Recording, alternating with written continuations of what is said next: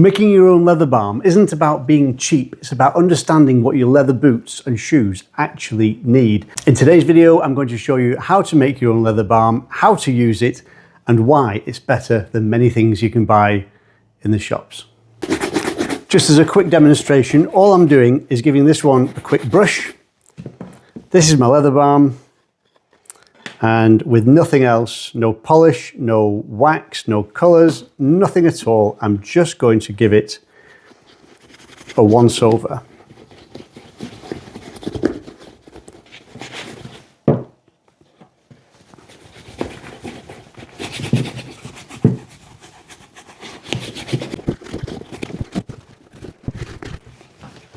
And you can either use a cloth or a brush. I'm just going to give it a quick buff with a brush.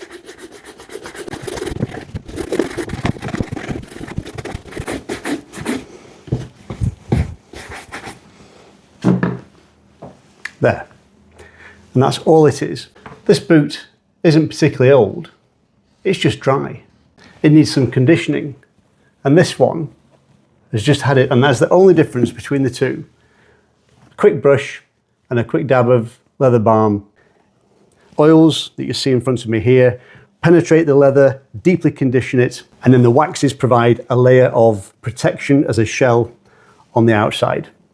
If it needed recoloring, you could add some color. If you wanted a nice shiny wax finish, you could have a wax polish to finish it, but this is what your leather really needs. Wax polishes, colored dyes, and shoe creams aren't giving your shoes all of the necessary conditioning that they need. So today I'm going to show you, with just these few ingredients in front of me, how you can make your own.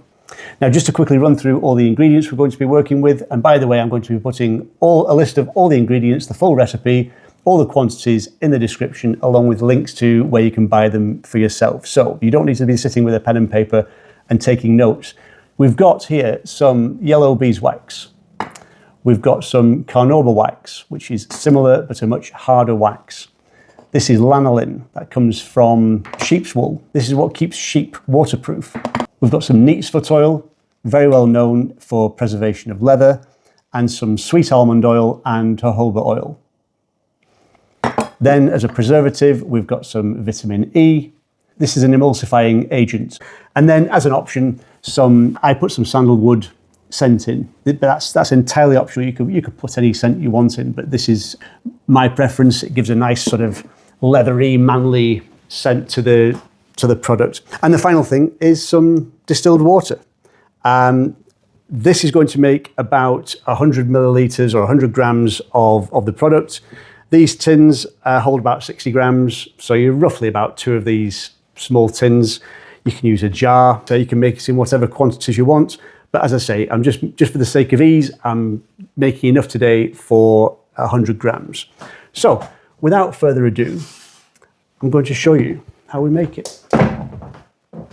Now, all I'm using here is a standard wax melter. You can use a double boiler, you can use a saucepan with water in and a Pyrex dish on top to melt all your ingredients, but this is just a wax melter. I'm going to put in my beeswax. Everything just goes into one pot. The carnauba wax. The carnauba wax adds hardness and shine to the formula. Lanolin. Lanolin is very sticky, so be careful with that. Make sure if you measure it out, make sure you get all of the lanolin. Make sure you get all of the lanolin into the mixture. You can see exactly why it's effective as a waterproofing agent.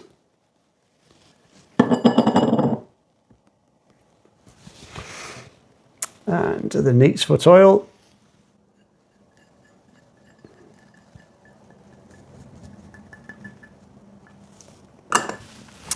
The sweet almond oil and jojoba oil.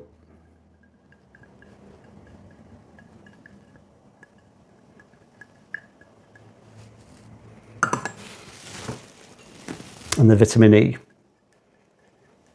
You're only adding 1% of the volume of the formula is vitamin E. That acts as a preservative to to stop the formula going off, going rancid. And these beads are the emulsifying agent, and we'll just pop those in as well. I ran out of the small dishes. That's the only reason for using a tin. The reason these wax melters are very good is they're very controllable. They have a very controllable heat on them, so you can make the heat a sort of a low simmer just to keep it, once it's all melted, you can keep it all melted. If you've got harder waxes, you can put the heat up a bit to make sure everything melts, but it just makes sure everything doesn't burn, and it just keeps us at that melted temperature and consistency. Now, what I'm going to do is add the distilled water in, and about 5 drops of sandalwood oil. Obviously, I'd measured everything out in advance, and that makes it a lot quicker to make once you've got all the quantities measured in advance, but it really is easy to make. And just while it's melting, I'll tell you what we've got here. That's a bowl of cold water and a smaller bowl. So I'm going to put the balm into, when it's hot and liquid, I'm going to put it into this bowl here, dunk it into the cold water, and that's going to cool down the mixture more rapidly. Obviously, buying all the ingredients in, it's going to be more expensive than just going out and buying something like some Sophia Creme Universelle. That's about £15. You're going to spend a lot more than £15, $15 or whatever on the ingredients. However, when you're making it yourself, you might discover, well, this time I think I'm going to use a little bit more neat's foot oil because I think my leather needs a bit more of that, or I'm going to put more wax in to give more of a protective sheen on the outside. So when you make it for yourself, you can adapt the formula and you can change things and you can switch it up. You can change the jojoba and sweet almond oil for olive oil, sunflower oil. You can use different oils. You don't have to stick to the ones that I've recommended. I would suggest initially making it as I'm making it now and try it for yourself. You'll see that it works. But then if you want to adapt it, at least you know what your starting point is and where you can then come back to if any changes don't make the desired improvements. So everything in the balm, all the waxes have now melted, and we're now just cooling and incorporating it. So the secret is to keep stirring while it's cooling, and if you want to speed up the cooling process, you put it in this bowl of cool water, and that's going to help it on its way. So when it came out, it was kind of the consistency of custard, and now it's going towards double cream, heavy cream. Just keep stirring and incorporating, and when it gets cool enough, we can put it into the tins.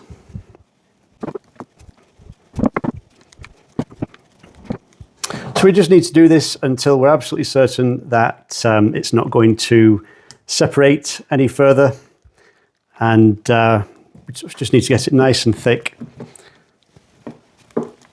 I think we're just about there. As you can see, that's not going to separate anymore.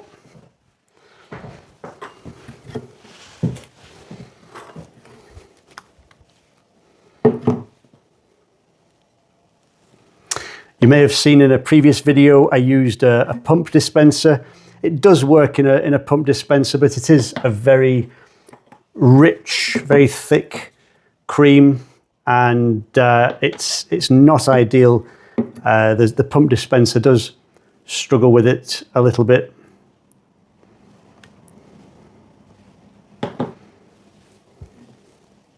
This is why I was sacked from the ice cream parlour. I'm not the best at doing this. And just wipe off the excess.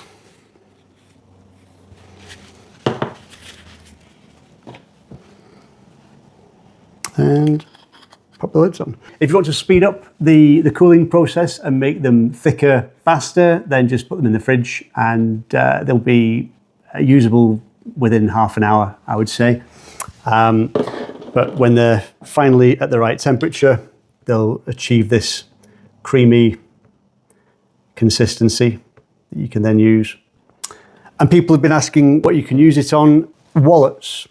I've just started making leather wallets, and these are, the last thing I do is treat them with a bit of leather balm.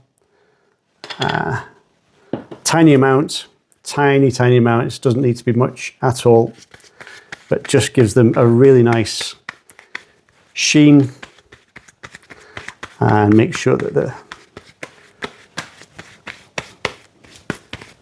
the wallet's nice and conditioned before use.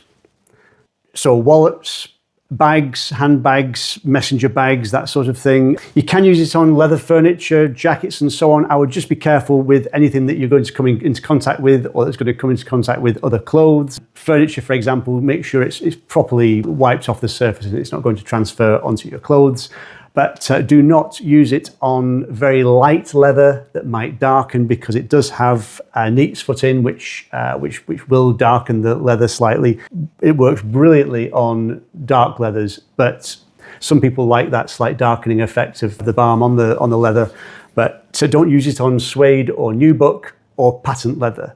If you use it on those, you're going to ruin them. Patent, some would say patent leather, has a shiny finish to it, and it doesn't absorb the oils into it. It has that protective casing effectively on it, and it doesn't allow the oils to penetrate. So not on nubuck, not on suede, and not on patent or patent leather. And just to show you again, that was the boot that I did at the start of the video. Dry one and treated one. And all it's had is a quick brush and a dab of leather balm. So if you go into the description, you'll find the recipe, the quantities, exactly how you make the balm, and links to where you can find the products. If you have any questions about it, please feel free to ask, but hopefully I've covered everything in the video. But please let me know if you make it. Let me know what sort of success you've had. But more importantly, if you try the formula and you make improvements to it, please feel free to share any improvements that you might make to quantities, ratios, different products, different ingredients that you put in, and we can try it out. Okay, but until next time, take care and I'll see you very soon. Thank you.